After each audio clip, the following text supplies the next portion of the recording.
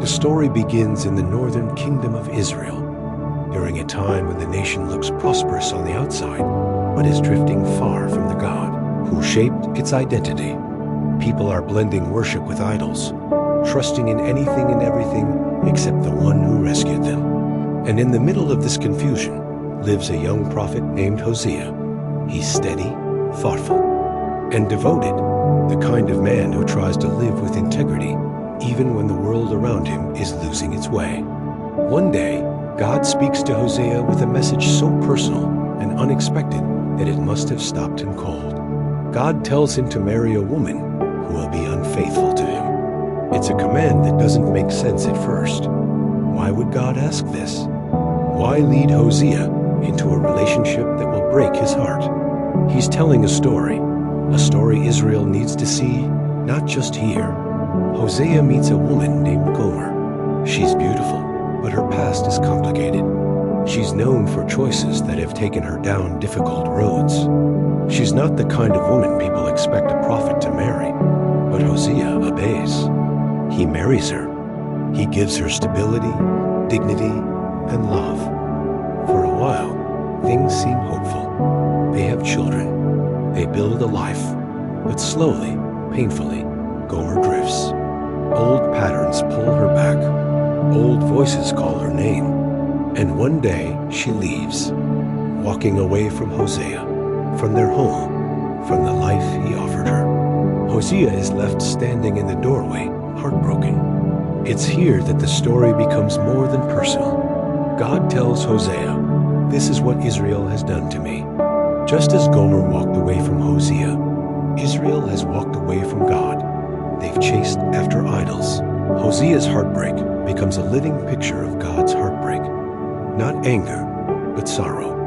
The people she trusted don't care for her. The promises they made fall apart. She ends up trapped in a situation where she has no freedom, no dignity, and no way out. And then God speaks to Hosea again. Go find her. Go bring her home. Go love her again. Imagine that moment. Hosea has every reason to walk away. Every reason to say she made her choice. Every reason to protect his heart. He searches for her through the streets, through places no one expects a prophet to walk. He finds her being treated like property, not a person. And Hosea does something astonishing.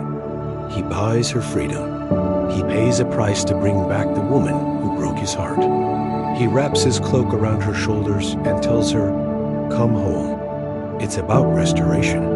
It's about a God who refuses to give up on people who give up on him. A God who pursues, not because he needs us, but because he loves us.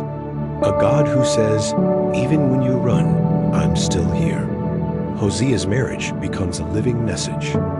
You may walk away from me, but I will not walk away from you. It's not a story that excuses unfaithfulness.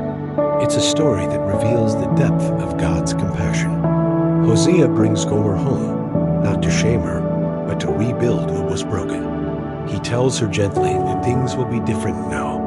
That healing takes time, that trust takes time, that love is a choice made again and again. And through Hosea's life, God speaks to Israel. You've chased after things that can't love you back. You've trusted in things that can't save you, but I'm still here. Come home. The story of Hosea and Gomer is one of the most emotional and vulnerable stories in the Bible. It's not neat. It's not simple. It's not easy to explain. But it's real. It shows a God who loves with a steady, unshakable love.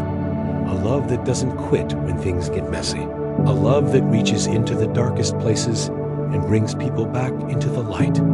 Hosea's story reminds us that no one is too far gone. No heart is too broken, and no story is too complicated for redemption. It's a choice, a commitment, a willingness to stay when walking away would be easier. And it reminds us that even when we lose our way, there is always a path home.